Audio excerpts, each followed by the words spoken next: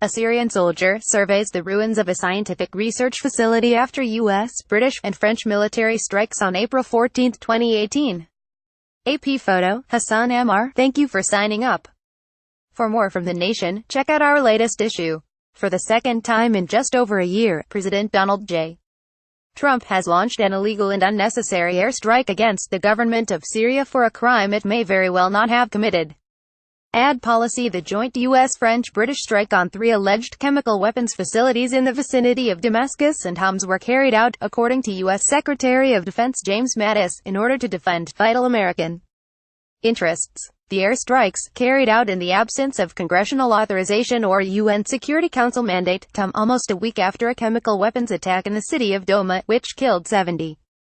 Some estimate that up to 500 people, mainly women and children, were hospitalized by the gas attack, which is said to have been carried out by the government of Bashar al-Assad. To no one's surprise, Trump's decision to risk World War III was met with approval by U.S. media and political elites who have been calling for blood ever since the reports of the chemical attack emerged last week.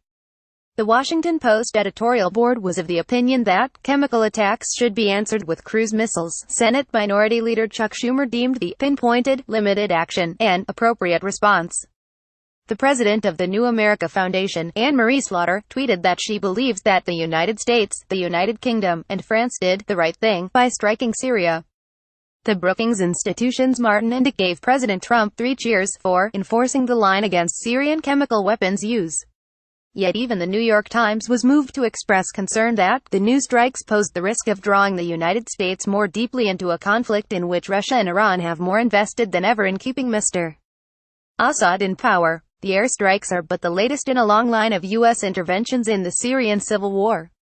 The United States has been intervening directly in Syrian domestic affairs since 2011, when then-Ambassador Robert Ford toured the country in support of the anti-government protests. The United States has been funneling arms to the radical jihadi opposition since at least 2012. Last year, the Trump administration lobbed a series of cruise missiles against Syria. The U.S. military currently has upwards of 2,000 troops stationed on the ground, in violation of international law.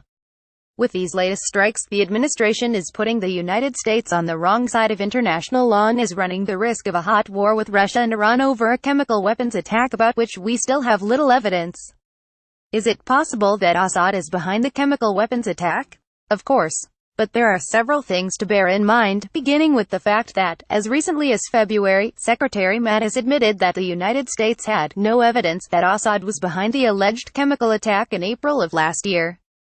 And while last November's OPCW-UN report pinned the blame for the April 2017 chemical weapons attack on Assad, the late investigative journalist Robert Perry pointed out that the report also contained evidence that more than 100 victims of sarin exposure were taken to several area hospitals before the alleged Syrian warplane could have struck the town of Khan Sheikhoun. And then there is the issue of motive. On the verge of victory after a brutal and costly war, does it make sense that Assad would opt to commit the one sure thing that would unite the international community against him, draw airstrikes by the United States and its coalition partners, and perhaps more?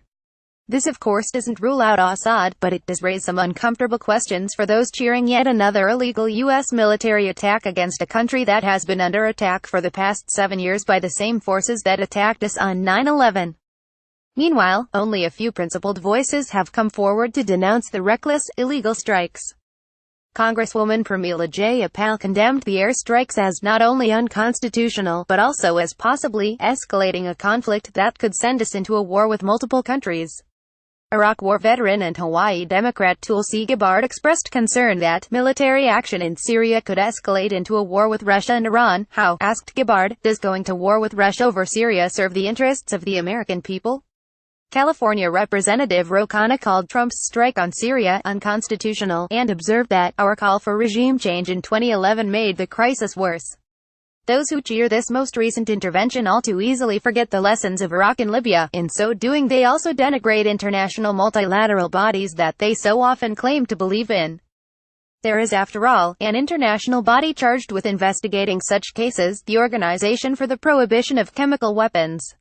It is the role of that body and then perhaps later, the International Criminal Court at The Hague, to deal with Assad's brutal transgressions. It is not the job of the Trump administration to act as judge, jury, and executioner.